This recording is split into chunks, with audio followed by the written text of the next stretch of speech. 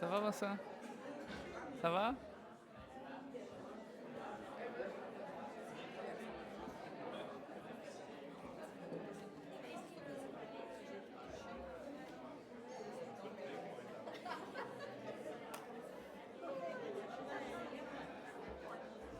Il manque Eddie.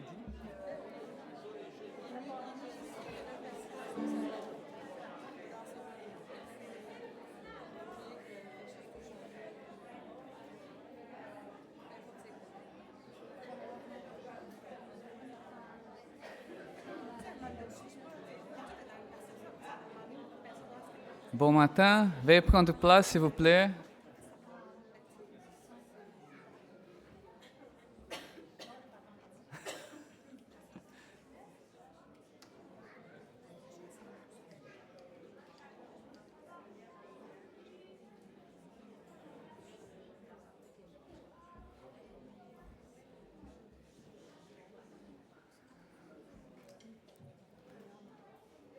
Est-ce que ça va bien? Oui. Est-ce que Dieu est bon? Tout le temps. Est-ce que Dieu est bon? Tout le temps. Est-ce que Dieu est bon? Tout le temps. Alors, on va le célébrer, on va le chanter. Lèvons-nous, s'il vous plaît, pour célébrer notre Seigneur. Jésus, tu es là.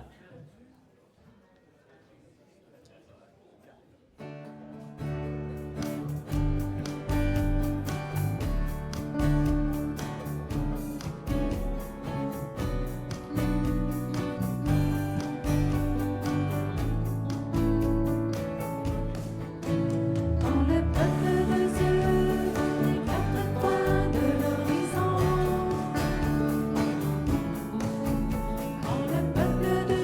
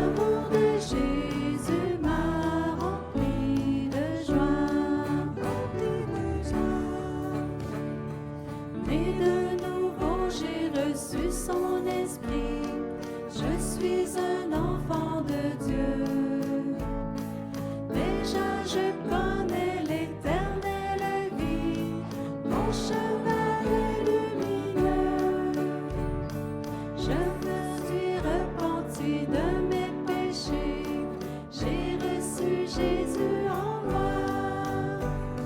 Je n'ai pas honte de le confesser, oh quel privilège et quelle joie. L'amour de Jésus m'a rempli de joie. Lorsque je l'ai rencontré à la croix, il m'a tout pardonné, m'a lavé de mon péché. L'amour de Jésus m'a rempli de joie. Jusqu'au jour où je serai dans le ciel, sa parole est mon appui. Le Seigneur Jésus est toujours fidèle et le salut est en lui. Vous qui cherchez la route de la vie, Jésus est la vérité. Écoutez sa voix et venez à lui, pour toujours vous serez libérés. L'amour de Jésus m'a rempli de joie. Lorsque je l'ai rencontré à la croix, il m'a tout pardonné, m'a lavé de mon péché. L'amour de Jésus m'a rempli de joie.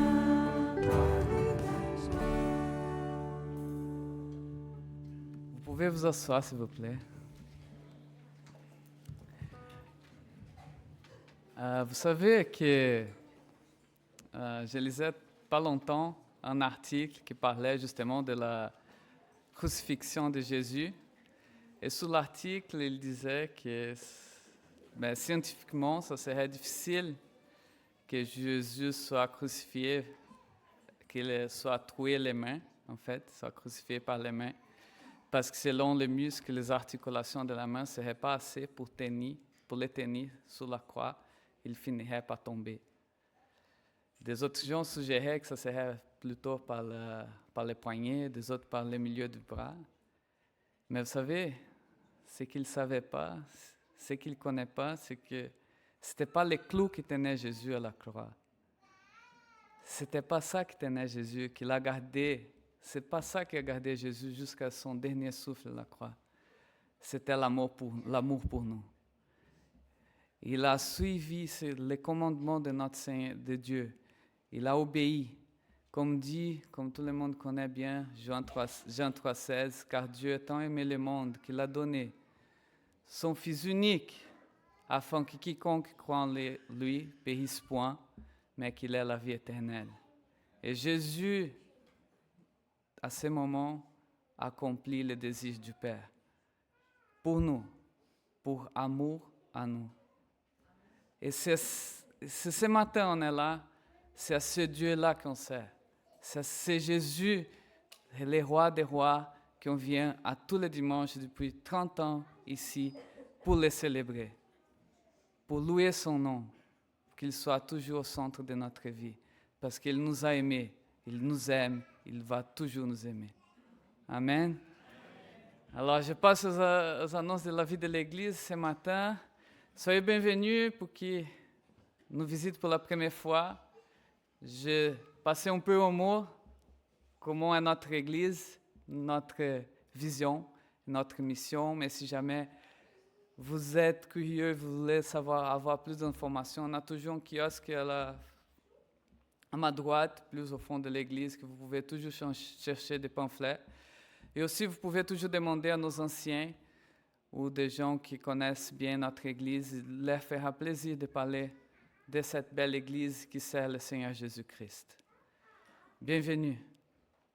Un autre dimanche qu'on est là pour célébrer le Seigneur. Un petit rappel pour que les gens qui reçoivent les courriels de l'info-célébration, Les informations seront plutôt... Il y a beaucoup plus d'informations. Notre église, il y a beaucoup d'activités qui passent tout le temps. Alors, vous pouvez toujours aller. Qui ne reçoit pas l'info célébration, venez parler avec Manon. Elle va vous inscrire dans l'info célébration et vous allez recevoir toutes les informations par rapport à notre église. Parce qu'il y a des informations que des fois on ne va pas dire à tous les dimanches et vous pouvez avoir toujours plus d'informations par rapport à notre église. On recevra un courriel, on ne va pas vous bombarder de courriels, ne vous inquiétez pas, d'habitude c'est un courriel par semaine, alors je pense que et vous gardez au courant de tout ce qui se passe dans notre église. Alors je vous encourage à lire vos courriels et aussi si jamais vous ne recevez pas le courriel, de venir parler avec Manon et elle va vous donner plus d'informations. École de dimanche, vous savez, et on a envoyé 3 annonces la semaine d'avant, mais c'est par rapport, on cherche toujours des gens pour l'école de dimanche qui s'en viennent en septembre. On cherche encore, je pense que des moniteurs de 3 ans à la maternelle pour l'été, qui puissent donner un peu de repos aux moniteurs, bien mérité. Et finalement, on a toujours les inscriptions, les parents. S'il vous plaît, n'oubliez pas d'aller inscrire vos enfants. C'est très important. Moi, je suis moniteur d'école d'enfants et je me rappelle que d'habitude, on a presque la moitié des enfants qui doivent écrire leur nom parce que les parents n'ont pas inscrit les enfants à l'école de dimanche. Et ça nous aide aussi à bien planifier les classes et tout ça. Alors, inscrivez vos enfants, s'il vous plaît. J'aimerais inviter maintenant Denis Bibot pour une petite annonce. Oui, il est là. Je ne t'avais pas vu.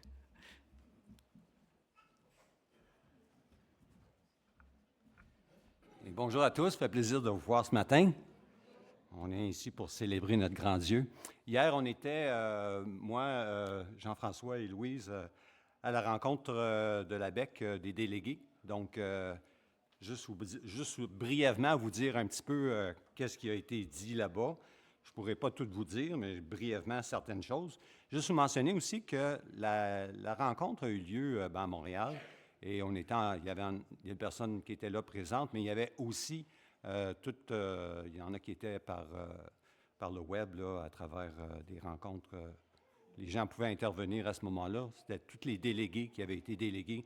Comme nous ici, il y a des délégués comme moi, puis Jean-François et Louise, on était des délégués pour l'Assemblée ici.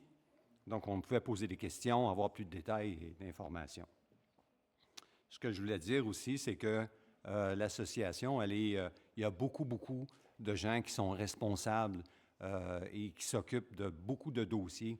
C'est vraiment pas 2 ou 3 personnes qui s'occupent de tout ça. C'est impossible quand on est présent et on voit la grandeur des projets que l'association a.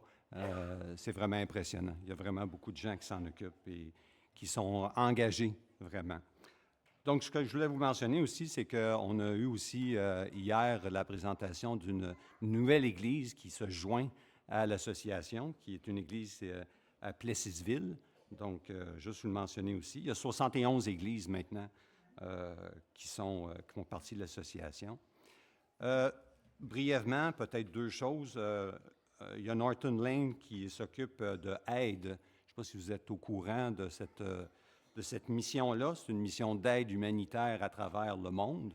Ce que je savais, c'est qu'il s'occupait de beaucoup de pays, mais ce que je ne savais pas, c'est qu'on est présent dans plus de 23 pays. Donc, c'est quand même impressionnant de voir l'œuvre du ministère là, qu'il y a à travers le monde. Là, donc, je vais laisser ce dépliant-là à l'arrière. Si vous voulez le consulter, vous pourrez le lire aussi. Puis, si jamais il y a quelque chose qui vous tente de vous impliquer à ce ministère-là, bien, il y a toujours des petites cartes d'information que je vais laisser. Je voulais mentionner aussi une dernière chose au niveau du bâtiment, parce qu'on était présent au bâtiment sur la rue Sherbrooke, le bâtiment de la BEC et de Sainte-Bec.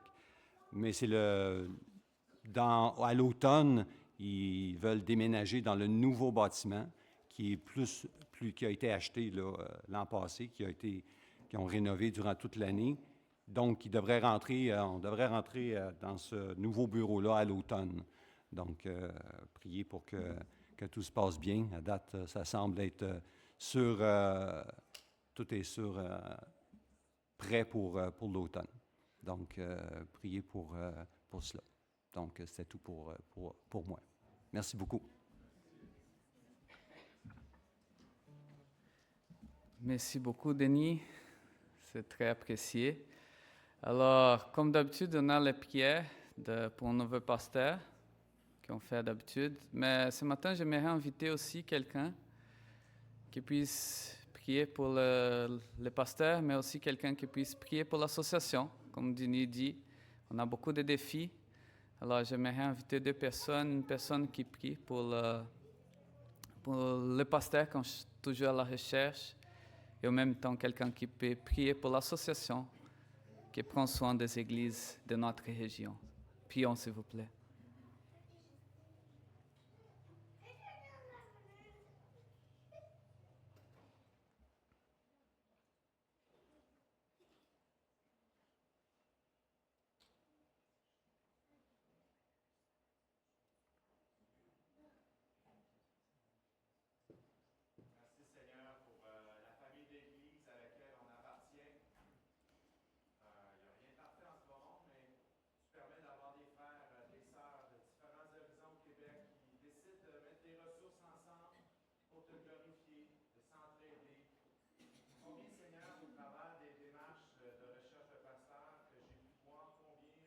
On est supporté, aimé, combien nous sommes dans les prières de mes frères et sœurs, particulièrement de la région de Montréal.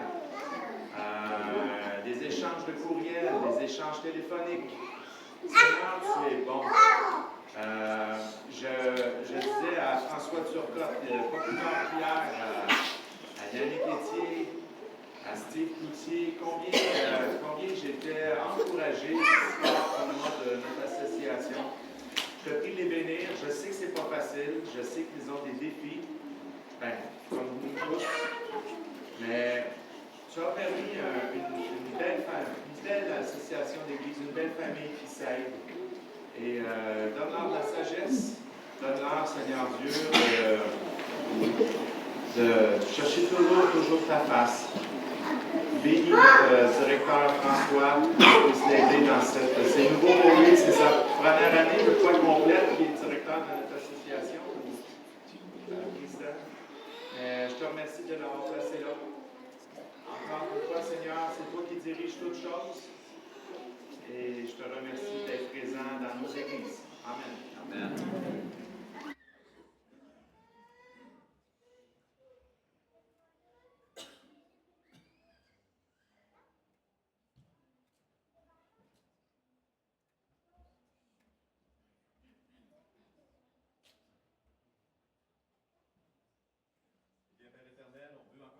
Te remercier, te louer pour ta grandeur, ta bonté, ta fidélité. Et Seigneur, on veut intercéder, comme à tous les dimanches, on veut intercéder pour l'ajout d'un pasteur, l'ajout de d'autres personnes dans l'équipe pastorale de cette assemblée. Éternel Dieu, on s'attend à toi. Pourvois, dirige, ouvre les portes, Seigneur. Parle à celui que tu vas appeler.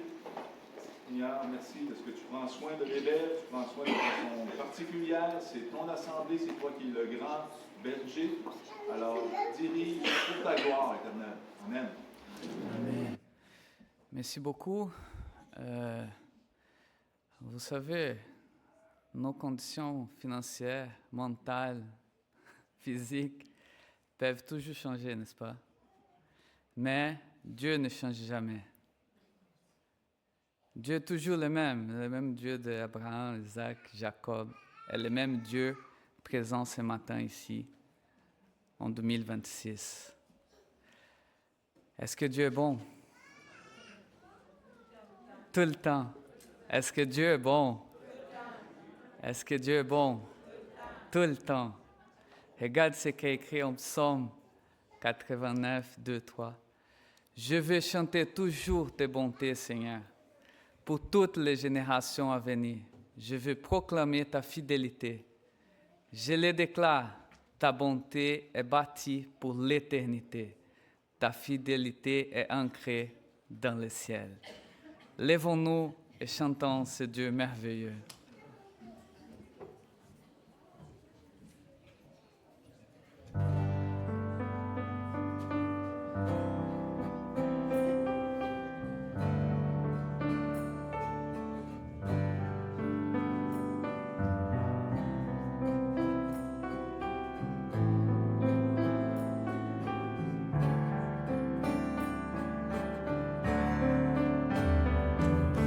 Je réveillerai l'aurore pour célébrer tes bontés.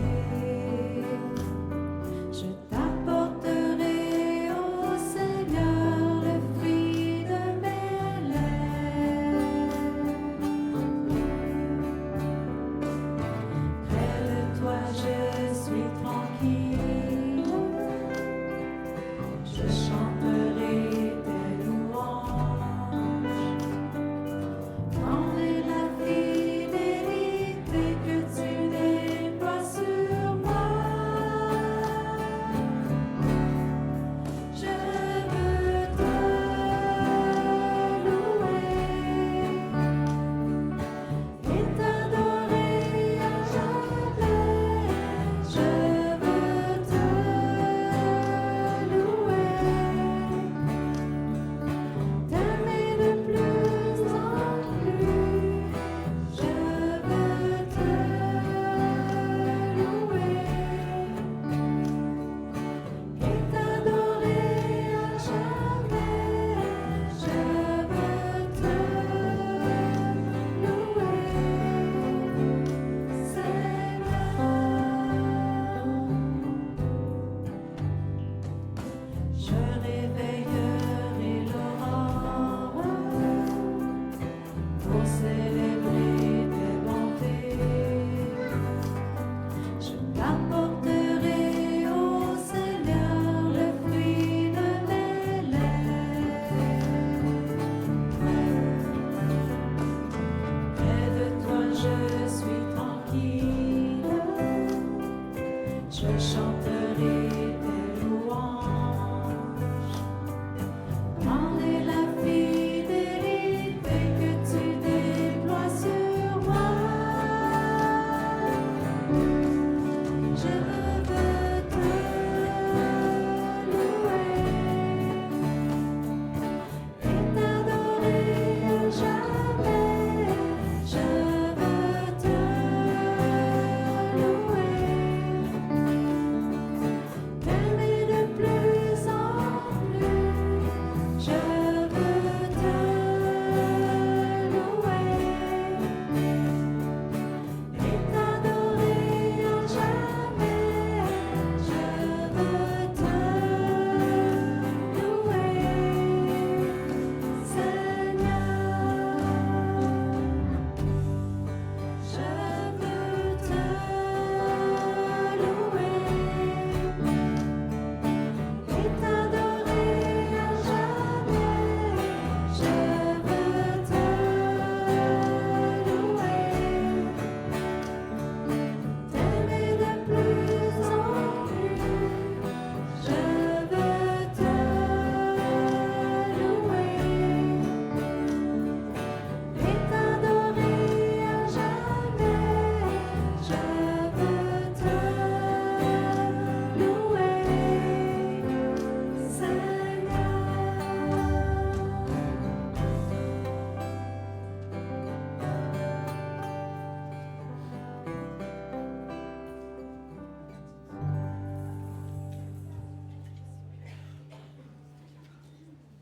Vous pouvez vous asseoir, s'il vous plaît. J'aimerais inviter les placés pour les offrandes, s'il vous plaît.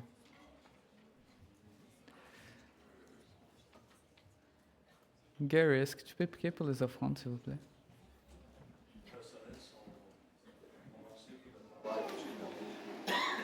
Prie, Père, pour cet argent que nous avons lancé aujourd'hui pour être utilisé de bonne façon pour sauver les hommes pour le esclavage. Et pour les personnes responsables pour investir cet argent de façon pour avoir un taux de construction. C'est notre grand but de cette Église. Merci, Père, pour ce que tu as donné de travail. Merci pour ce que tu as donné. Oui, ça, dans le nom de ton Fils Jésus. Amen.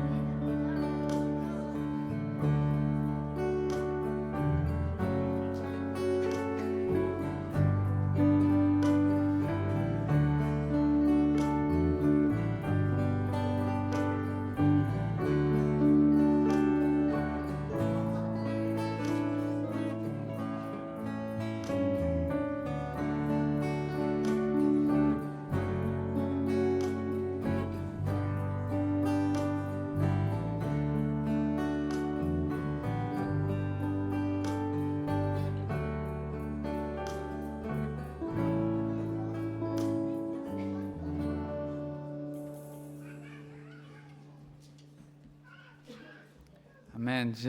J'aimerais inviter mon frère Jean-François pour la table du Seigneur, s'il vous plaît.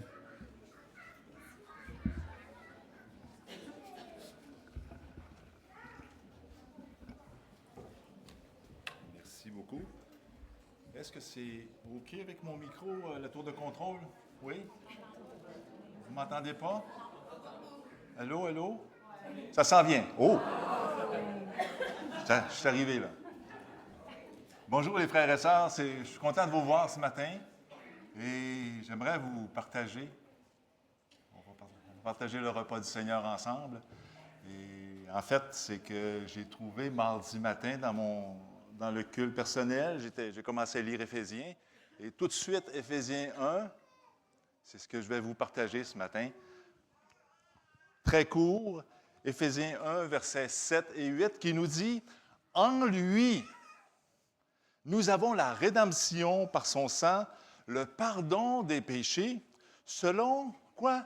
La richesse de sa grâce, que Dieu a répondu, pas des gouttes, abondamment sur nous. Eh bien, lorsque nous venons à la table du Seigneur, nous ne venons pas pour faire quelque chose, mais pour nous souvenir de ce que le Seigneur a fait pour nous. Éphésiens 1, 7 et 8 nous ramène au cœur même de l'Évangile, la rédemption, le pardon et la grâce surabondante. Donc, en lui, la source de notre salut.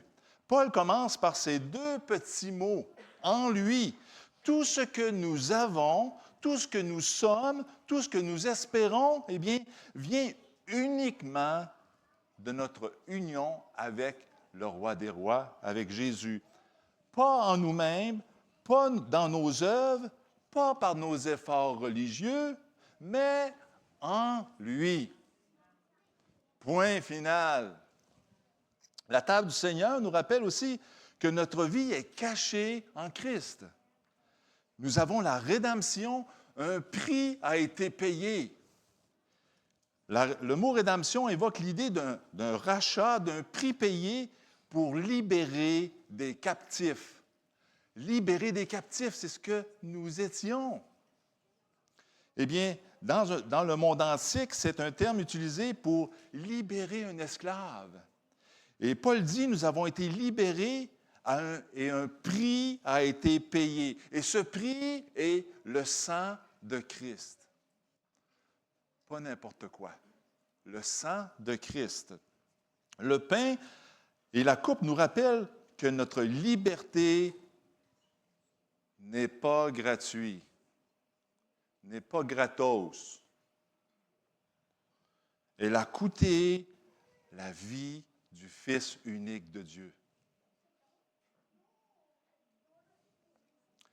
Le pardon des péchés, une dette qui est effacée.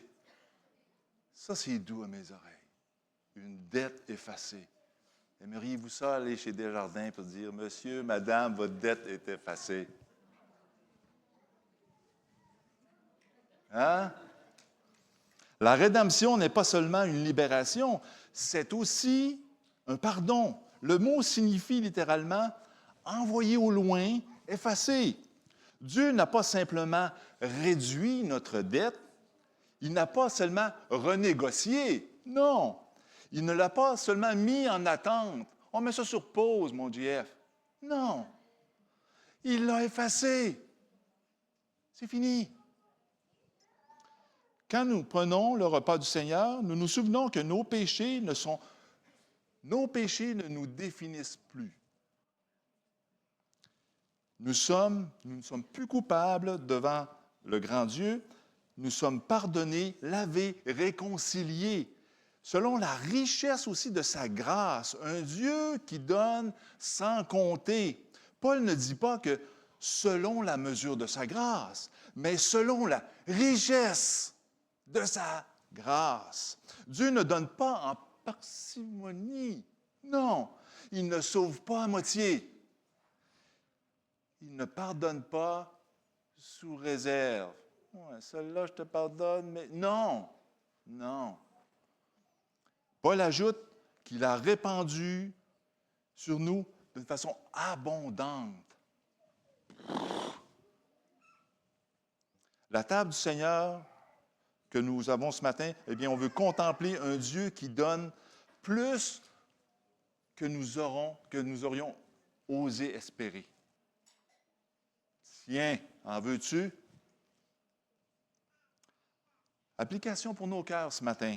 En venant prendre le pain et la coupe, nous pouvons dire, je suis en Christ, je suis racheté, je suis pardonné, je suis aimé au-delà de toute mesure. Je vis sous la grâce et plus sous la condamnation. C'est un chant qu'on chante des fois. Plus sous la grâce, on est sous la grâce, mais plus sous la condamnation. Ce repas n'est pas seulement un moment de culpabilité, mais un moment de reconnaissance. On reconnaît ce que Christ a fait pour nous. Donc, nous allons maintenant, je veux inviter les placeurs pour la distribution des éléments. Nous allons maintenant prendre le repas ensemble. Et en prenant le repas, on veut se souvenir de ce que Christ a fait pour nous. Son corps, le corps de Christ a été brisé pour notre rédemption. En prenant la coupe, on se souvient que le sang a été versé pour le pardon de nos péchés. Faisons-le avec gratitude, avec humilité, avec joie. Dieu a répandu sa grâce, frères et sœurs, abondamment sur nous. Amen. Je vous invite.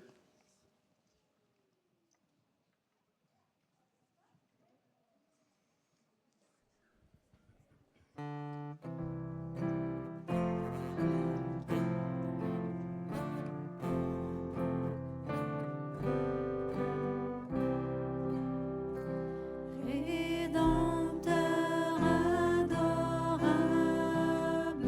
sur la croix attachée, traité comme un coupable, brisé pour mon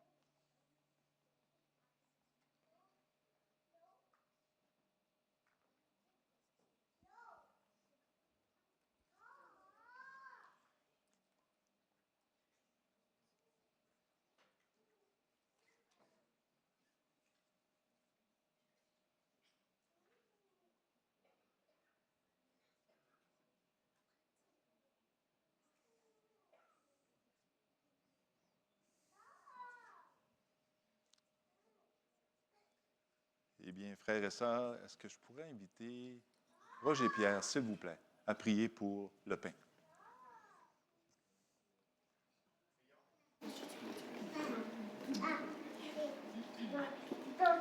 Seigneur Jésus, ton corps nous a été donné, nous a été livré pour nous racheter à grand prix. Les traces, les blessures, les meurtrissures, les déchirures qu'il y avait sur ton corps est une image d'une séparation, d'une déchirure encore plus importante que nous avions entre toi et nous. Nous étions séparés, Seigneur Dieu, à cause de notre péché.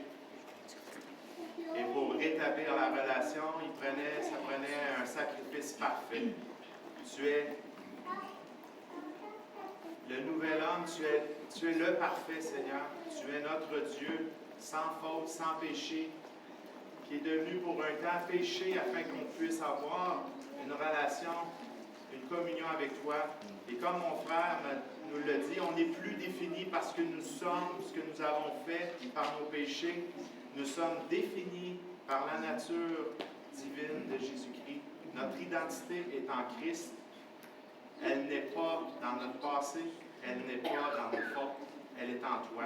Merci Seigneur Dieu de faire de nous des nouvelles personnes grâce à toi, grâce à ton Saint-Esprit, de nous transformer sans cesse pour te ressembler de plus en plus à tous les jours. Merci pour ton sacrifice à la croix, Seigneur Jésus. Amen. Amen. Eh bien, la parole de Dieu nous dit dans 1 Corinthiens 11 que dans la nuit où Jésus fut livré, il prit du pain et après avoir rompu, dit « Ceci est mon corps qui est brisé pour vous. Faites ceci en mémoire de moi. » Eh bien, frères et sœurs, prenons.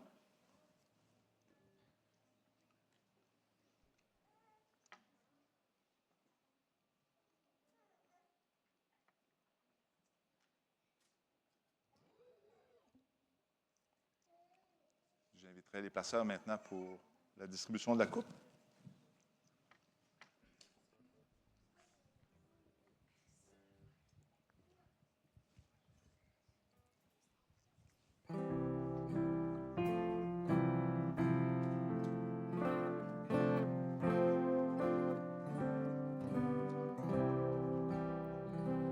Le sang de mes blessures,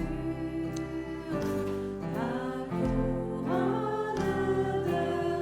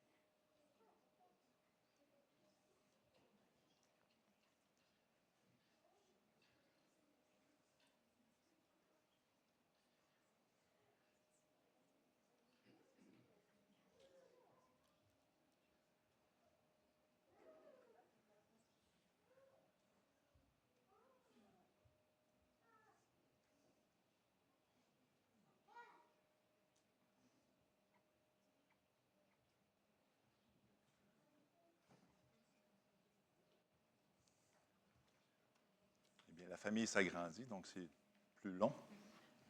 Mais c'est bien, c'est correct. Eh bien, on poursuit avec 1 Corinthiens 11 toujours. C'est que le Seigneur Jésus, dans la nuit où il fut livré, et il prit la coupe et dit, ceci est mon sang qui est répandu pour vous. Eh bien, frères et sœurs, prenons.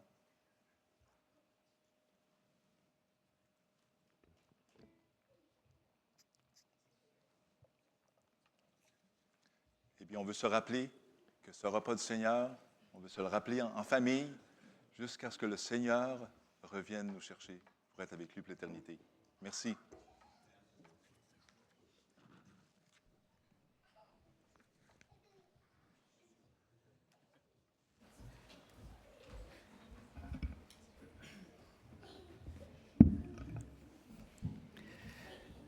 Merci beaucoup, Jean-François.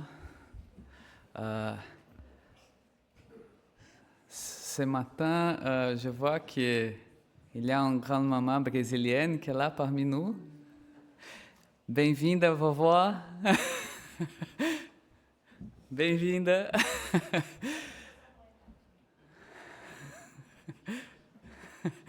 Alors, j'aimerais demander à mon frère Guy, est-ce que tu peux prier pour les enfants avant de les envoyer à la classe de dimanche, s'il vous plaît?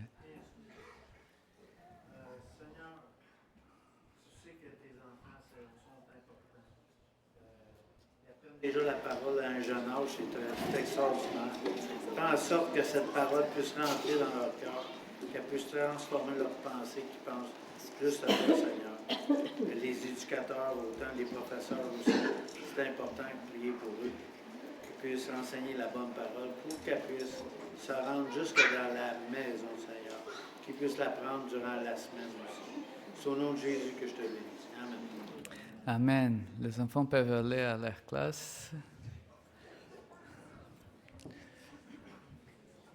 Bientôt, c'est l'examen de fin d'année, hein?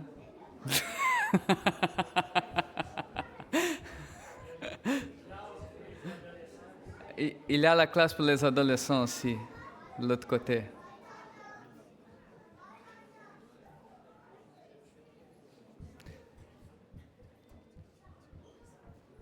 Comme d'habitude, pendant que les enfants partent à leur classe, j'aimerais vous inviter à vous lever pour les derniers chants avant de la prédication, s'il vous plaît.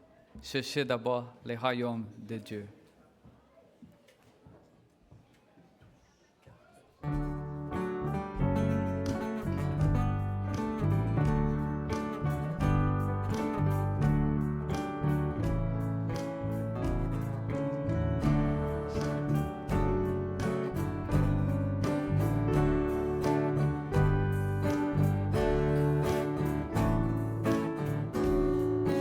Cherchez d'abord le royaume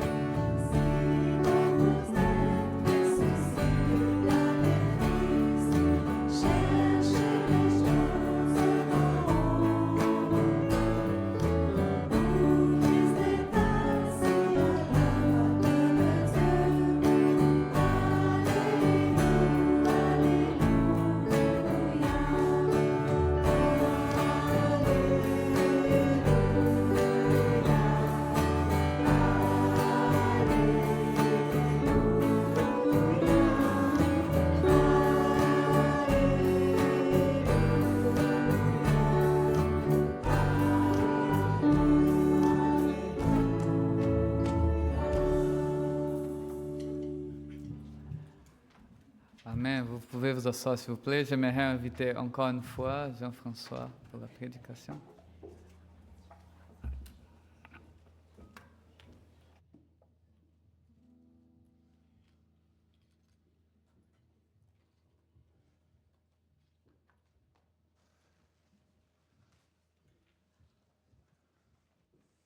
Rebonjour. Allez. Ça paraît, quand les enfants quittent, c'est... Je pense que je devrais l'enseigner à l'école du dimanche. Aïe, aïe, aïe, les frères et sœurs, c'est encore une joie. C'est toujours, si je viens ici, laissez-moi vous dire que j'aimerais mieux être assis là. Mais je vais obéir au Seigneur. Et comme vous voyez déjà, qu'est-ce qu'on va parler ce matin? Je vous invite à ouvrir vos Bibles et pour ceux qui regardent à partir de leur téléphone, je vais vous donner un congé.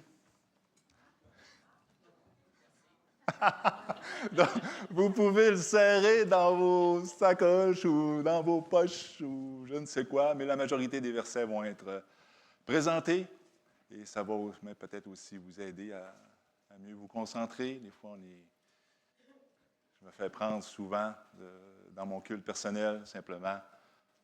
Je commence à lire la parole de Dieu, un petit texto rentre. Vous savez c'est quoi. Donc, je vous invite à tourner dans vos Bibles, sinon de regarder le passage de Marc 15, 1 à 15, que je vais lire. Dès le matin, les principaux sacrificateurs tinrent conseil avec les anciens et les scribes et tout le Sanhédrin. Après avoir lié Jésus, ils l'emmenèrent et le livrèrent à Pilate. Pilate l'interrogea. « Es-tu le roi des Juifs? » Jésus lui répondit, « Tu l'as dit. » Les principaux sacrificateurs portaient contre lui plusieurs accusations. Pilate l'interrogea de nouveau. « Ne réponds-tu rien? Vois de combien de choses il t'accuse. » Et Jésus ne fit plus aucune réponse, ce qui étonna Pilate. À chaque fête, il relâchait un prisonnier, celui que demandait la foule. Il y avait en prison un nommé Barabbas, avec ses complices pour un meurtre qu'il avait commis dans une sédition. La foule, étant montée, se mit à demander ce qu'il avait coutume de leur accorder. Pilate leur dit, « Voulez-vous que je vous relâche le roi des Juifs? » Car il savait que c'était par envie que les principaux sacrificateurs l'avaient livré. Mais les chefs des sacrificateurs excitèrent la foule, afin que Pilate le relâchât plutôt Barabbas. Pilate, reprenant la parole, leur dit, « Que voulez-vous donc que je fasse de celui que vous appelez le roi des Juifs? » Ils crièrent de nouveau, « Crucifie-le! » Pilate leur dit, « Mais quel mal a-t-il fait? » Et ils crièrent encore plus fort, « Crucifie-le! » Pilate, voulant satisfaire la foule, le relâcha Barabbas. Et après avoir fait battre de verges Jésus, il le livra pour être crucifié.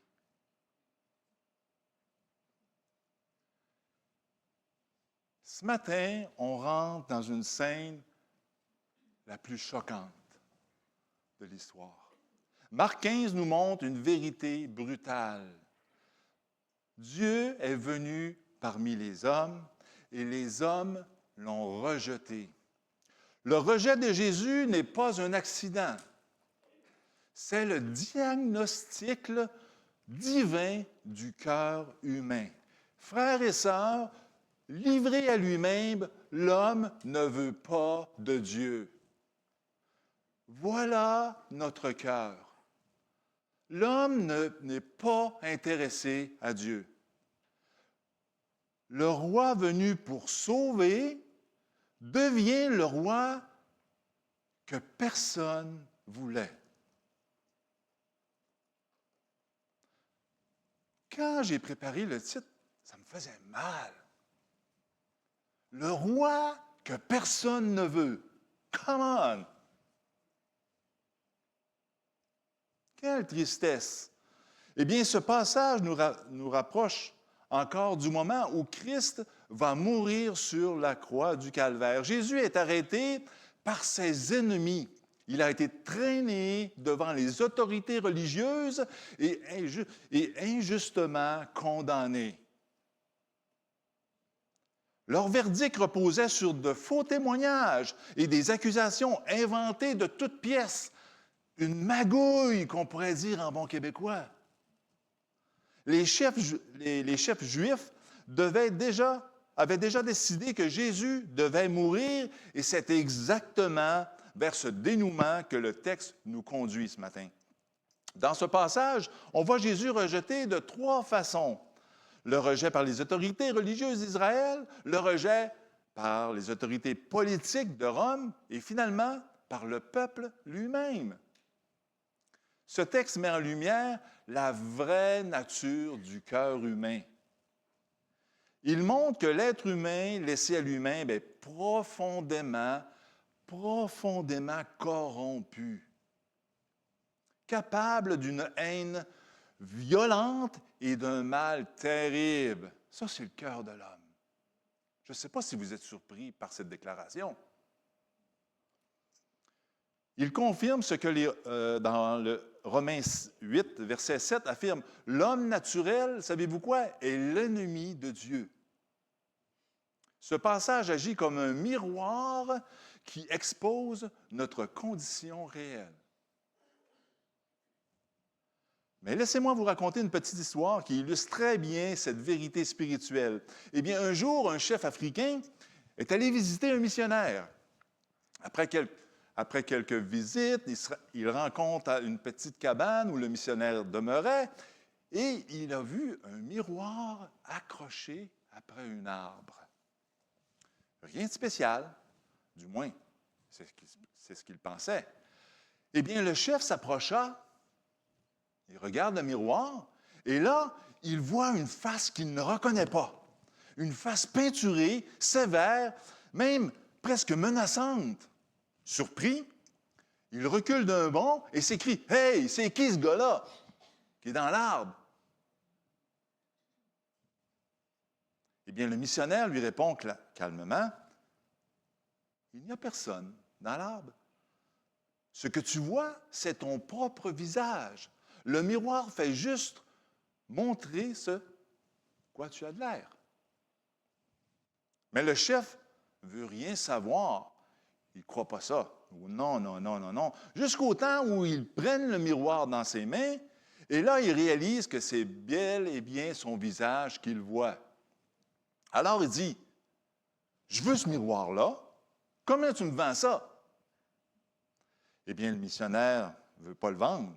Mais, pour éviter les problèmes, il lui dit, « Bon, ben, je te le donne. » Il a fini par céder. Le chef prend le miroir et regarde une dernière fois et déclare « Je ne veux jamais que cette patente-là me fasse encore des grimaces. » Et il lance le miroir et il se brise. Eh bien, c'est exactement ce que les chefs religieux ont fait avec Jésus. Ils ont voulu briser le miroir qui exposait leur cœur. Ils l'ont cloué sur une croix, mais cela n'a fait que rendre le reflet encore plus évident de ce qu'ils voyaient. Ce texte aussi montre un miroir pour chacun de nous ce matin. Quand on regarde à Jésus et ce que les gens lui ont fait ce jour-là, on se voit nous-mêmes. On voit soit quelqu'un qui marche par la foi en Jésus, soit quelqu'un de coupable de l'avoir rejeté. Eh bien, ce matin, comme vous voyez déjà, le titre « Le roi que personne ne voulait ». Eh bien, dans ce passage, on va regarder 3 choses. Le roi est rejeté par les prêtres, le roi est rejeté par Pilate, et le roi est rejeté par le peuple.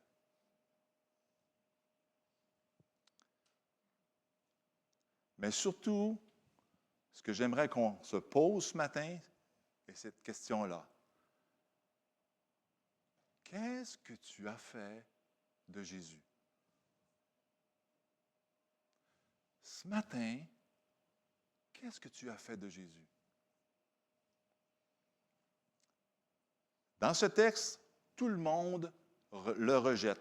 Les chefs religieux, la foule, Pilate, personne ne veut de Jésus. Ça, c'est triste.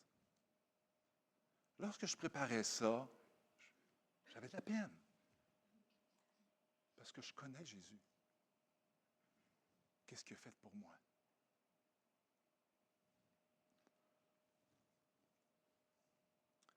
Le roi est rejeté par les prêtres. Eh bien, le vocabulaire du verset 1 laisse entendre que cet événement se passe très tôt le matin. Verset 1, dès le matin. Le mot matin désigne la période entre 3 heures du matin et 6 heures. Je ne sais pas si vous vous rendez compte, si vos fenêtres sont ouvertes, qu'à 3 heures du matin, il y a des oiseaux qui chantent. Hein? Le loup me disait ça cette semaine. Il ne dormait pas. Il écoutait les oiseaux qui chantaient. On est mieux dormir, là, mais dès l'aube dès que l'aube commence à pointe, les chefs et les prêtres convoquent tous les dirigeants d'Israël pour officialiser les décisions qui devaient être prises, qui avaient été prises durant la nuit. Eh bien, les versets 55 à 65 dans Marc 14 nous disent qu'après l'arrestation de Jésus, ils l'avaient soumis à un procès illégal devant les grands prêtres. Pendant ce procès, Jésus fut accusé, écoutez bien, de blasphème et condamné à mort. Il fut battu et maltraité par les chefs religieux et par la police du temple. Cette réunion du matin n'avait qu'un but, donner une apparence de légitimité à une décision qui avait été prise illégalement durant la nuit. Encore une fois, des magouilles. Durant cette phase du procès, eh bien, les Juifs posent à Jésus la même question que durant la nuit. Dans Luc 22, versets 66 à 71, nous dit qu'ils lui demandèrent encore une fois s'il était le Fils de Dieu. Jésus répondit encore une fois qu'il l'était vraiment. Pour eux, ça confirmait qu'il était un blasphémateur. Ah bien, là, on l'a. Ça y est. Il est fait. Il confirmait une sentence de mort. Historiquement, Israël était sous la domination romaine. Les Juifs avaient une certaine liberté pour juger des causes et prononcer des sentences. Il y avait une petite latitude, mais ils n'avaient pas encore le droit d'exécuter quelqu'un. Ce droit appartenait seulement au gouverneur romain. Ah! Il n'y avait pas d'autorité. Il fallait qu'il y ait voir le gouverneur romain. Les Juifs avaient condamné Jésus à mort, mais ils n'avaient pas l'autorité pour exécuter la sentence. Donc, alors, ils le lièrent et, comme un criminel, ils l'amenèrent devant Ponce Pilate, le gouverneur romain. Quand les Juifs se présentèrent devant Pilate, ils savaient qu'ils ne pouvaient pas l'accuser de blasphème. Oh, on va modifier notre cause. C'est-tu assez terrible? Pilate ne se serait jamais mêlé à un débat religieux juif. Alors, il change les accusations pour présenter ça à Pilate. Luc 23, 2 dit, « Nous avons trouvé cet homme en train de semer le trouble dans la nation, empêchant de payer les impôts à César et se disant lui-même, Christ, un roi. » Ils n'ont pas parlé de blasphème. Ils ont pris une autre phrase pour présenter ça à Pilate. Incroyable. Ces hommes méchants savaient que ça attirerait l'attention de Pilate et il les aiderait à atteindre leur but, le faire crucifier. C'est sûr que si on présente ça comme ça, on l'a. Les actions de ces hommes religieux nous enseignent une vérité importante. La religion n'a pas de place pour Jésus-Christ. La religion n'a pas de place pour Jésus-Christ. Les dirigeants religieux juifs avaient une bonne affaire. Là, on l'a.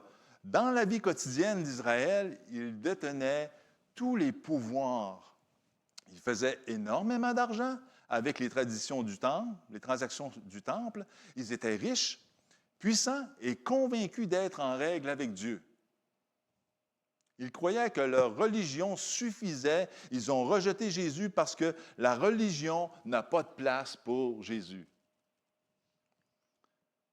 En fait, aucun système religieux n'a de place pour Jésus. La religion repose sur des efforts humains, sur des œuvres extérieures. C'est ça la religion humaine. De faire. Le christianisme biblique repose sur la foi. La religion cherche à s'approcher de Dieu parce que qu'est-ce que l'homme peut faire? Eh bien, le christianisme biblique s'approcher de Dieu parce que Dieu a déjà fait en nous par Jésus. Ça, c'est une différence immense. La Bible est claire, personne n'est sauvé par les œuvres, même religieuses. Éphésiens 2, 8 et 9. C'est par la grâce que vous êtes sauvés par le moyen de la foi. Et cela ne vient pas de vous. C'est le don de Dieu. Ce n'est point par les œuvres, afin que personne ne se pète les bretelles. T'es un bon gars, moi.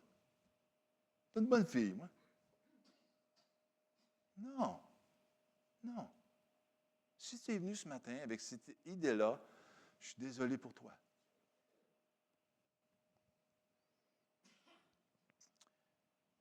Elle est tout aussi claire que le salut repose sur la foi en Christ seul. Le salut n'est jamais basé sur ce que l'homme peut faire, mais sur ce que Jésus a déjà fait. C'est-tu clair? Le message de l'Évangile est simple et direct. Les vraies questions sont, as-tu cru au message de l'Évangile, à la mort et à la résurrection de Christ? Te fies-tu à Jésus et à Jésus seul pour le salut de ton âme? Est-ce que tu peux répondre oui ce matin? Jésus seul. Ajoute-en pas d'autre.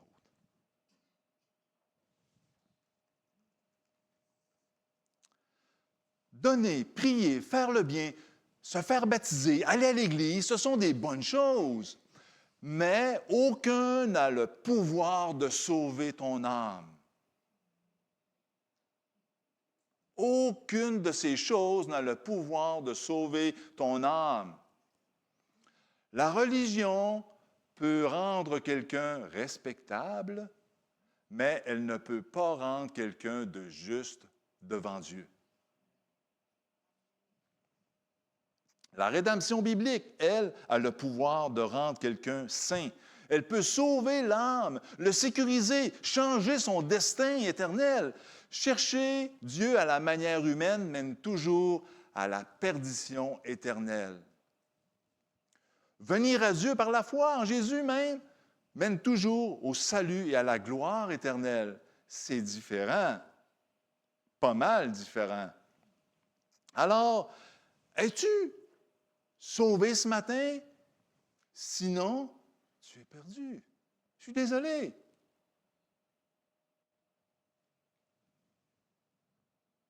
Le roi est rejeté par Pilate. Quand Jésus arrive devant Pilate, le gouverneur lui demande s'il est vraiment le roi des Juifs. La réponse de Jésus, que Jésus donne à Pilate, est un petit peu différente de celle qu'il a donnée aux Juifs au verset 14-62. Quand les Juifs lui avaient demandé s'il était le Fils de Dieu, le Messie, eh bien, Jésus avait simplement répondu, « Je le suis ». Et maintenant, quand Pilate lui demande s'il est le roi des Juifs, Jésus répondit, « Tu le dis. » Oh, il y a une différence. Je le suis, tu le dis. On va aller voir pourquoi. C'est intéressant. Donc, cette réponse peut être comprise de trois façons. Premièrement, Jésus pouvait vouloir dire, « Tu as compris, c'est exactement ce que je suis. » Il aurait pu répondre ça. Deuxièmement, il aurait pu peut-être vouloir dire, « C'est à toi d'en décider. » La troisième, il pourrait vouloir dire, « Oui, je suis le roi des Juifs, mais pas dans un sens que tu peux comprendre. Mon royaume n'est pas de ce monde. Mon autorité vient d'en haut, pas de toi, ni des hommes qui m'accusent. » Selon moi, la troisième fait du sens. Et vous pourriez peut-être le voir même dans Jean 18, 33 à 36. Pourquoi cette différence? Eh bien, pourquoi Jésus est-il si clair avec les Juifs, mais pas avec Pilate? Les Juifs avaient toutes les raisons de croire que Jésus était vraiment celui qu'il prétendait être. Ils avaient l'Ancien Testament avec ses lois et ses prophéties qui avaient été annoncées, qui annonçaient la venue du Messie. Jésus avait accompli chacune de ces prophéties à la lettre. Il avait prouvé qu'il était leur Messie. OK. En fait, il avait même dépassé ce que les prophètes avaient annoncé. Mais pour Pilate,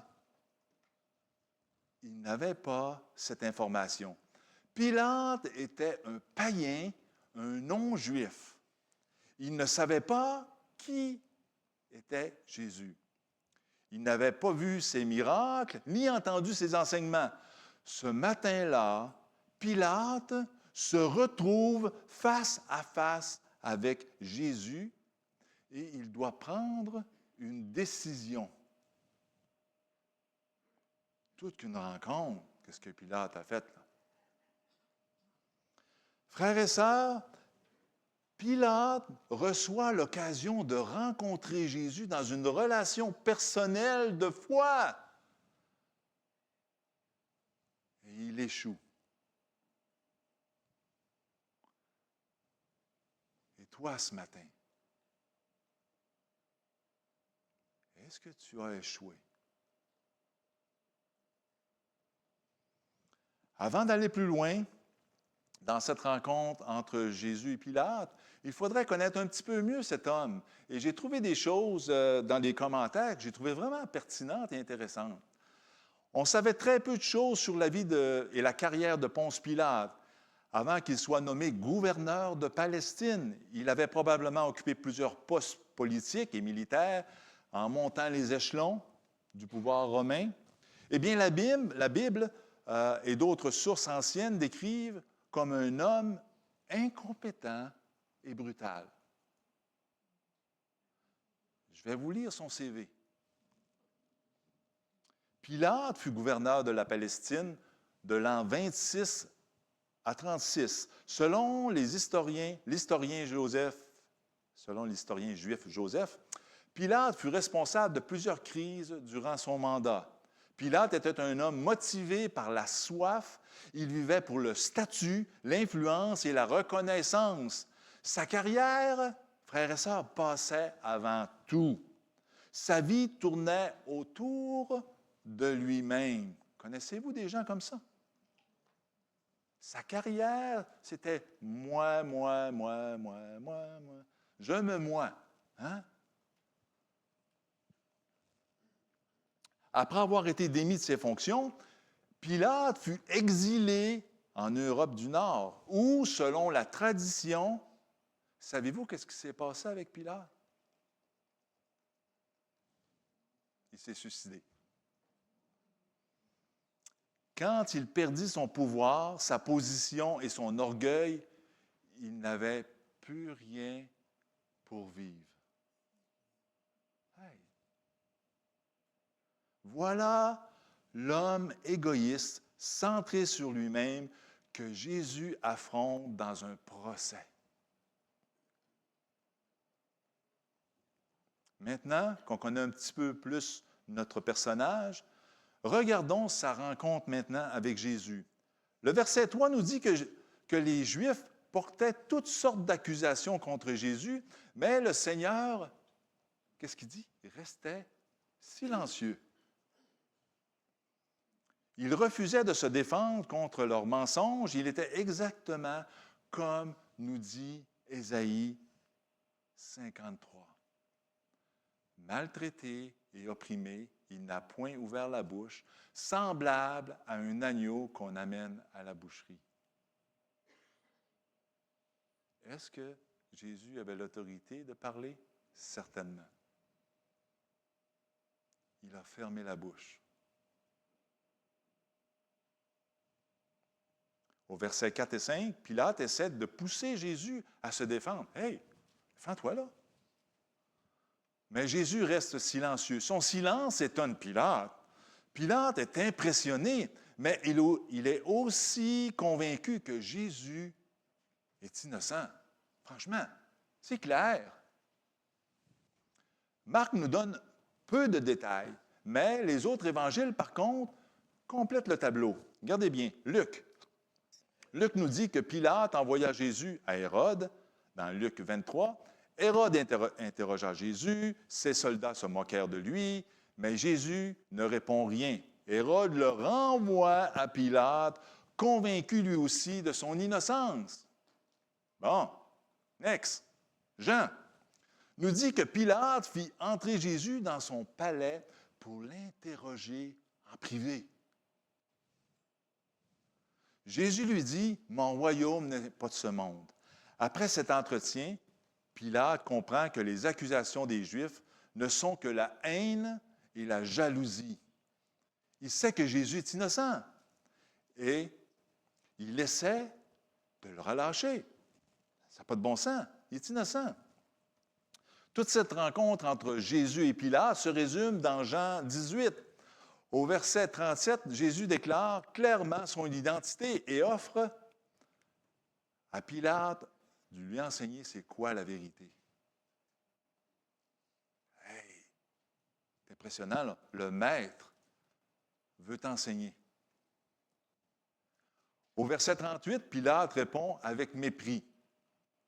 C'est quoi la vérité? Puis, il tourne le dos à Jésus, rejetant la vérité et le salut. Finalement, il laisse les Juifs amener Jésus pour le crucifier. Pilate ignore ce qu'il sait être la vérité. Il ignore même l'avertissement clair de sa femme. Je ne sais pas si vous vous rappelez. Sa femme avait dit, « Oh, tu as un dossier là, touche pas à ça. » Matthieu 27. Il ignore le fait que les Juifs mentent et veulent la mort de Jésus pour leurs propres raisons. Pilate rejette la vérité parce qu'il veut garder son poste et son pouvoir. Je ne veux pas perdre ma job.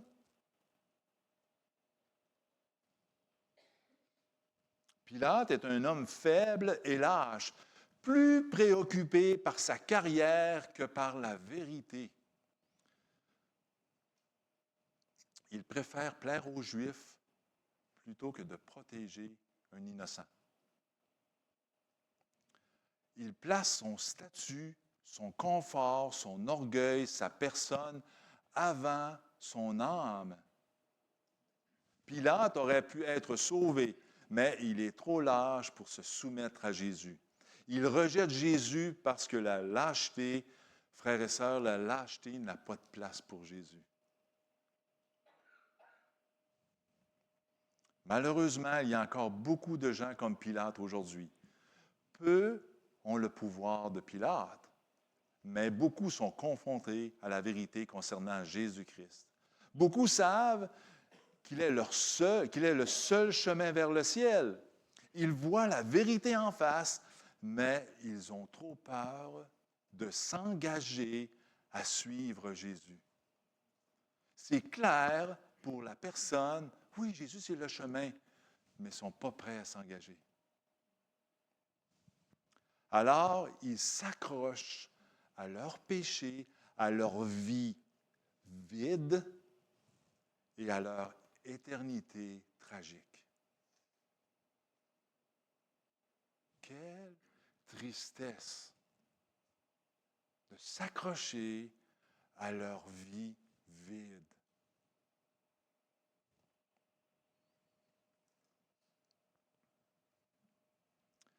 Certains rejettent Jésus parce qu'ils ont peur d'être pas capables de vivre pour lui. Oh, wow, qu'est-ce que tu me demandes là? Suivre Jésus. D'autres ont peur de ce que les... Qu'est-ce que mes voisins vont dire? Qu'est-ce que mes collègues de travail vont dire?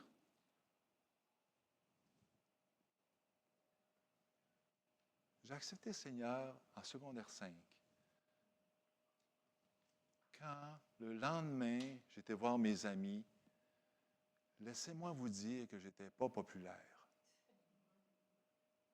T'es-tu fou, JF? Hey, on avait du fun avec toi. JF, il est mort hier.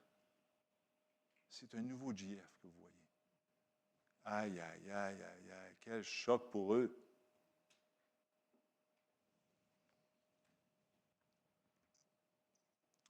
Au fond, tous ceux qui rejettent Jésus le font pour la même raison que Pilate. Ils ont peur. Ça prend du courage pour venir à Jésus. Ça prend du courage pour admettre qu'on est des pécheurs. Ça prend du courage pour reconnaître qu'on ne peut pas se sauver par nous-mêmes. Ça prend du courage pour avouer qu'on a besoin de Jésus. On ne peut pas s'en tirer. Ça prend du courage pour se tenir debout pour lui dans un monde qui n'a aucun intérêt pour lui. Ça prend du courage pour être différent dans un monde qui exige d'être conforme. Ça prend une grande bravoure pour vivre pour Dieu dans un monde contrôlé par le diable et ses anges. Laissez-moi vous le dire. N'est-ce pas? Mon ami,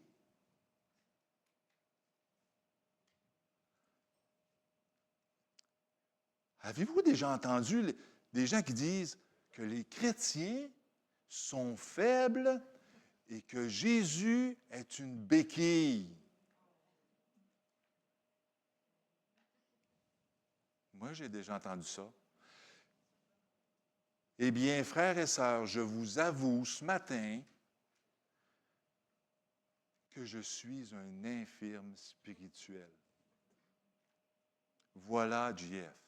Je suis un infirme spirituel et que je ne peux pas marcher sans Jésus. Pas capable. Jésus, j'ai besoin de Jésus, pas juste le dimanche matin. 24/7. Même quand je dors. Je suis infirme spirituel. Voilà ce que vous avez ce matin. Un gars qui est infirme. J'ai besoin de Jésus, j'ai besoin d'une béquille, j'ai besoin d'aide, je ne peux pas me soutenir par moi-même. Merci Seigneur à tous ceux qui ont le courage de vivre pour lui. Merci Seigneur pour mes frères et sœurs qui brillent comme des lumières dans un monde de ténèbres. Tu es au cégep, tu es au secondaire, tu es à l'université. Brille, mon frère, ma sœur, pour le roi des rois. Tu es dans un travail où c'est... brille pour Jésus. un voisin qui... Ah! Hein? Il est assez terrible? Brille pour lui.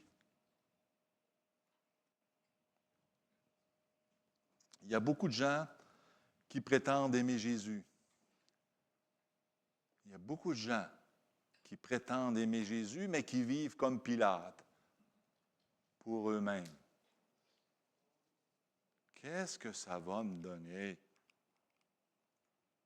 Ils vivent selon leurs propres règles. Ils servent Dieu seulement quand cela leur convient. Et lorsque ça entre dans leur horaire, ah, OK, ça peut fitter. Ouais, j'ai un petit trou là, ouais. Je peux donner 15 minutes. Pas plus. 15 minutes. Ils ne sont pas différents du monde. Ce sont, écoutez bien, peut-être que c'est difficile pour nous ce matin. Ce sont des consommateurs spirituels. Ils donnent peu ou rien au Seigneur qu'ils prétendent servir. Ce sont ceux qui, comme Pilate, tourneront le dos à la vérité et tomberont dans une éternité sans le Seigneur et Sauveur. Christ, croire en Jésus demande du courage, mon frère, ma sœur. N'est-ce pas?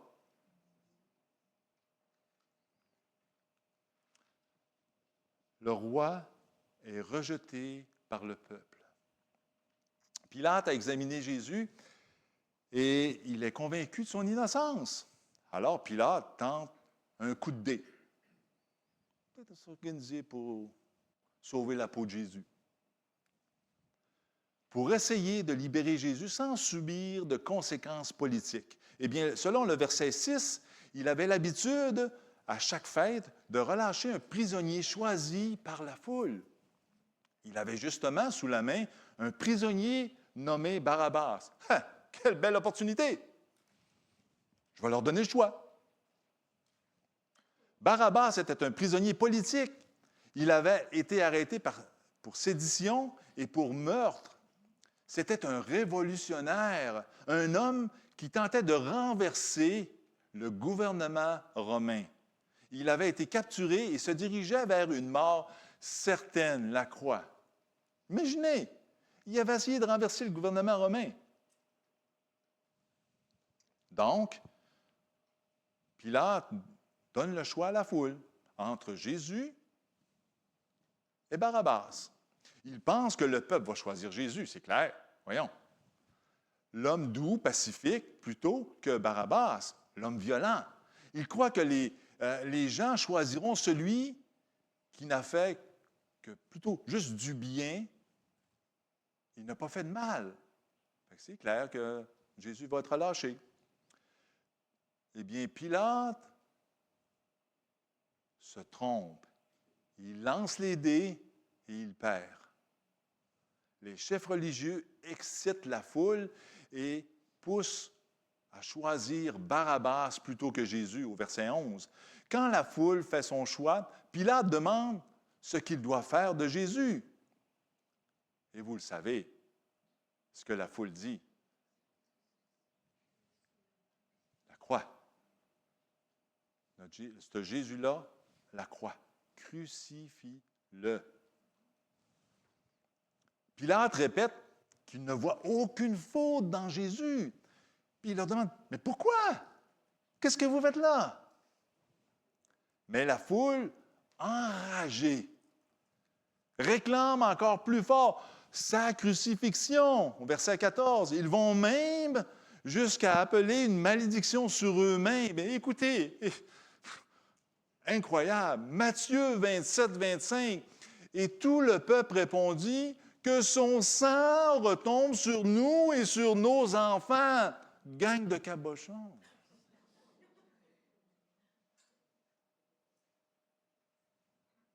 C'est-tu assez horrible?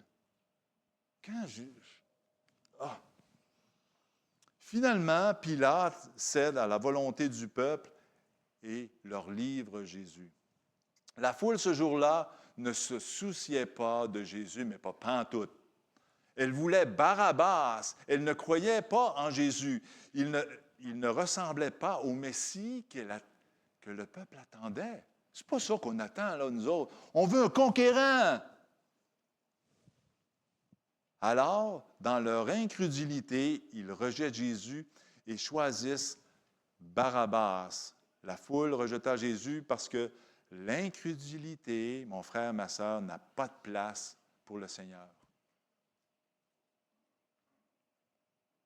L'histoire dit que le nom complet de Barabbas était Jésus Barabbas. Ce nom signifie Jésus, fils des pères. Par contre, Jésus signifie fils de Dieu. C'est spécial.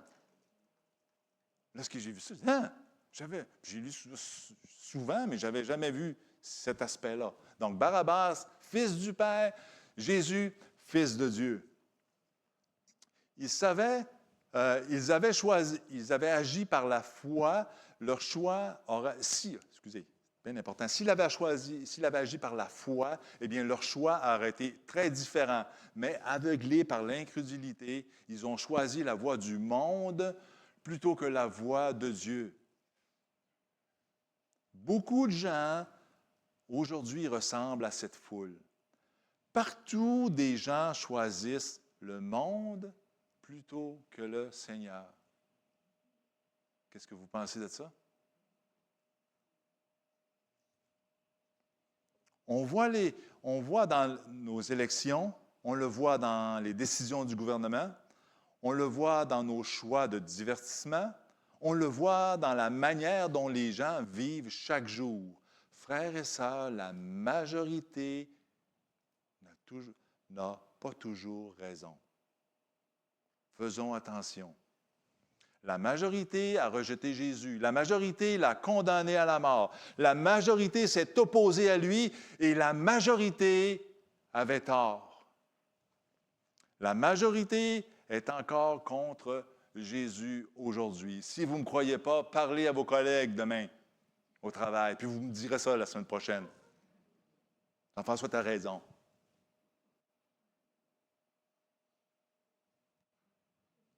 Le monde, dans son ensemble, le rejette par pure incrédulité.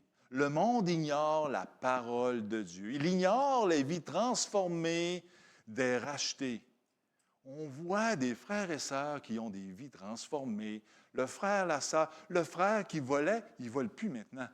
Le frère qui avait un langage de gars de chantier, c'est terminé. Hein? Est-ce que votre épouse peut dire ça de vous? Est-ce que votre époux peut dire ça de vous? Elle a changé. Ma femme, elle a changé. Mon mari a changé. Ou, depuis qu'il suit Jésus, il n'y a rien qui a changé. Toujours aussi exécrable.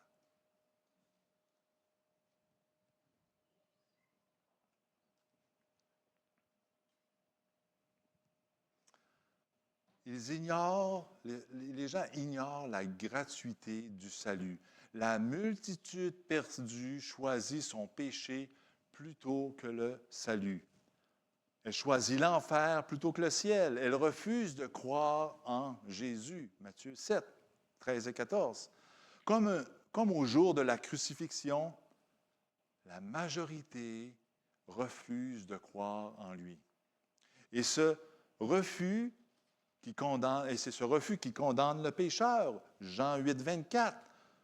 C'est ce refus qui envoie les gens en enfer. Ah, c'est étonnant, ça, d'entendre ça. On en a parlé la semaine passée de l'enfer. On était bombardés de versets.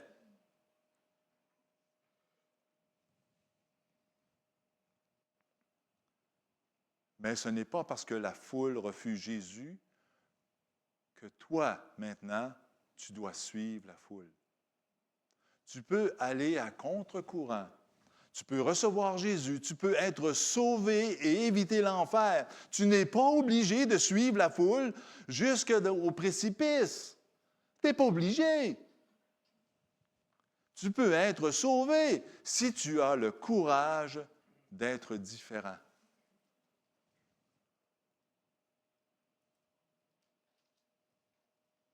On est rendu là. Conclusion, eh bien, le roi est venu exactement comme Dieu l'avait promis. Il a accompli chaque prophétie, rempli chaque parole, manifesté chaque preuve nécessaire que son peuple puisse le reconnaître. Et pourtant, ils l'ont rejeté. Ils l'ont rejeté, le seul roi capable de les sauver. Et ce rejet a scellé leur jugement.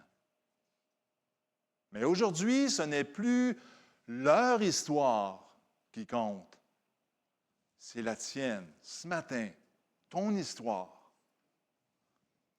Parce que ce même roi se tient devant toi ce matin.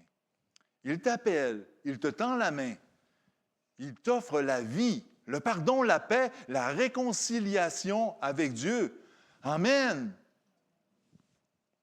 Ne fais pas comme les prêtres qui l'ont rejeté par orgueil. Ne fais pas comme Pilate qui l'a rejeté par peur.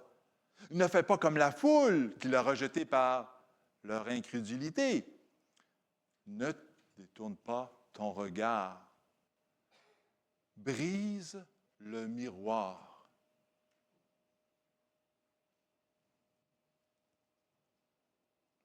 Ne brise pas le miroir. Ce que tu vois dans le miroir, c'est vrai. Ne rejette pas Jésus, ne repousse pas sa voix, ne ferme pas ton cœur. Si le roi des rois t'appelle ce matin, viens, viens. Ne laisse pas passer ce moment. Ne laisse pas passer ton éternité entre les mains de la foule. Viens pendant qu'il est encore temps. Viens, il t'attend. Ne rejette pas celui que tant ont refusé. Si le roi t'appelle ce matin, ne laisse ni la peur, ni l'orgueil, ni la foule t'empêcher de répondre à lui.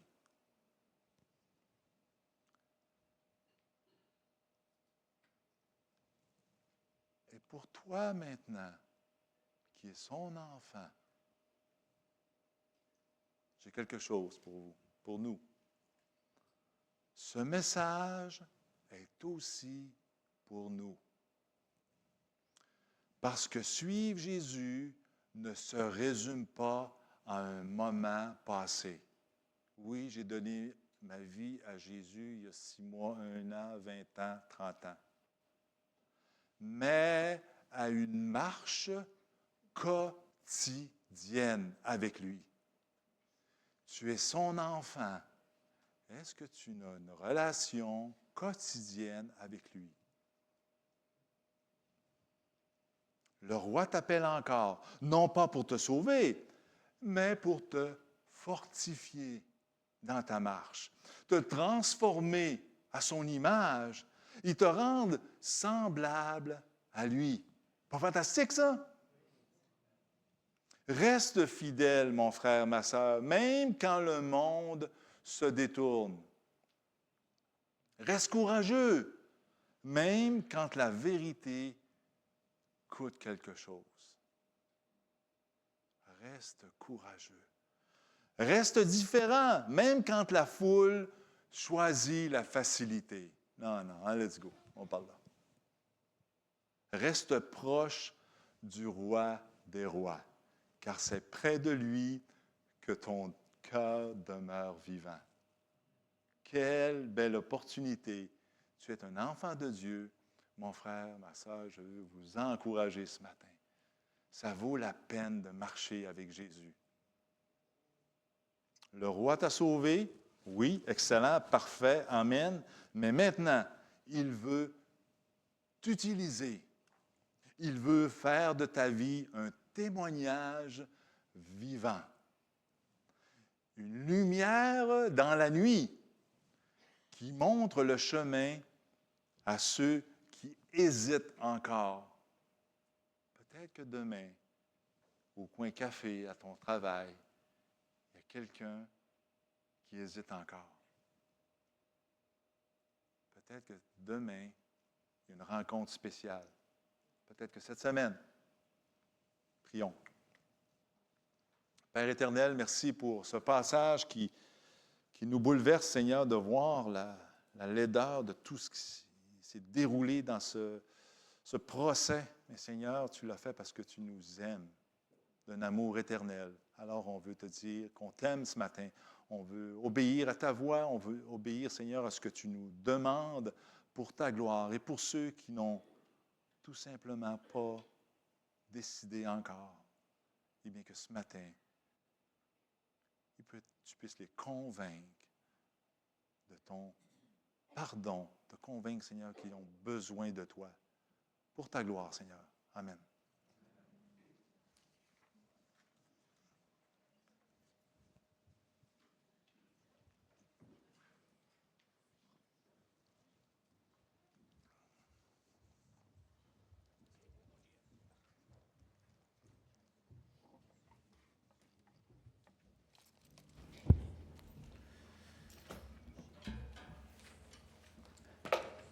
Merci beaucoup, Jeff. C'est très édifiant. C'est toujours touchant quand on parle de la vie de Jésus, de ce qu'il a vécu et de ce qu'il a passé pour nous donner la possibilité de vivre avec lui. Un jour, on y sera avec lui, grâce à Dieu. Est-ce que Dieu est bon? Tout le temps. Dieu est toujours bon. Je vous invite alors à se lever pour la dernière fois pour célébrer ce Seigneur qui combat pour nous.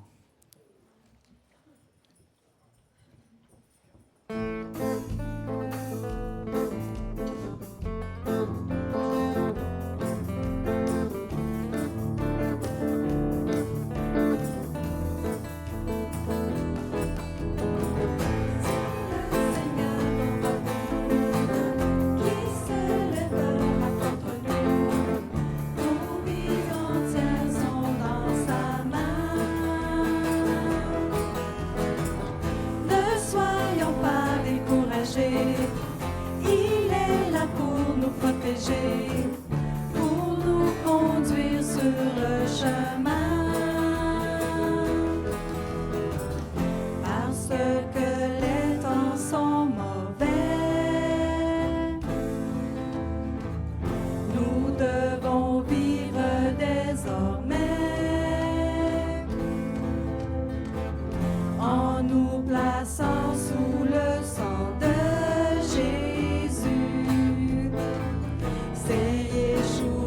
notre salut.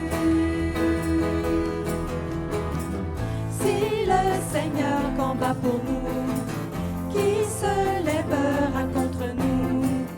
Nos vies entières sont dans sa main. Ne soyons pas découragés, il est là pour nous protéger, pour nous conduire sur le chemin. Le Seigneur nous rassemblera à ses bien-aimés, il dira: recevez le royaume en héritage, préparé pour les hommes sages. Si le Seigneur combat pour nous, qui se lèvera contre nous? Nos vies entières sont dans sa main. Ne soyons pas découragés, il est là pour nous protéger, pour nous conduire sur le chemin. Si le Seigneur combat pour nous, qui se lèvera contre nous? Nos vies entières sont dans sa main. Ne soyons pas découragés, il est là pour nous protéger, pour nous conduire sur le chemin.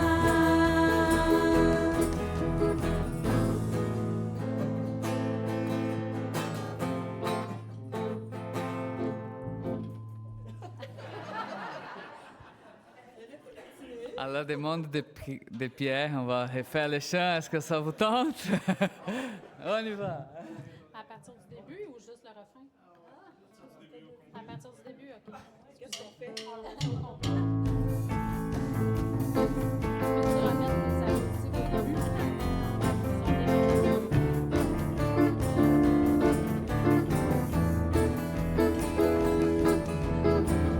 Si le Seigneur combat pour nous, qui se lèvera contre nous? Nos vies entières sont dans sa main. Ne soyons pas découragés, il est là pour nous protéger, pour nous conduire sur le chemin. Parce que les temps sont mauvais, nous devons vivre désormais en nous plaçant sous le sang de Jésus. C'est Yeshua notre salut. Si le Seigneur combat pour nous, qui se lèvera contre nous? Nos vies entières sont dans sa main. Ne soyons pas découragés, il est là pour nous protéger, pour nous conduire sur le chemin. Le Seigneur nous rassemblera à ses bien-aimés, il dira: recevez le royaume en héritage, préparé pour les hommes sages. Si le Seigneur combat pour nous, qui se lèvera contre nous? Nos vies entières sont dans sa main. Ne soyons pas découragés, il est là pour nous protéger, pour nous conduire sur le chemin.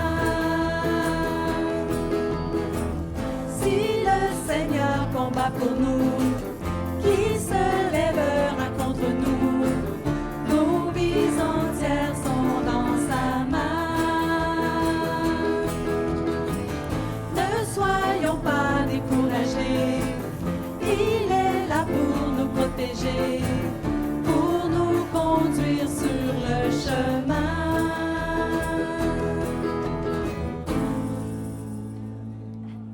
Amen. Dernière question. Est-ce que Dieu est bon? Tout le temps. Passez une excellente semaine dans la divine grâce de notre Seigneur Jésus-Christ.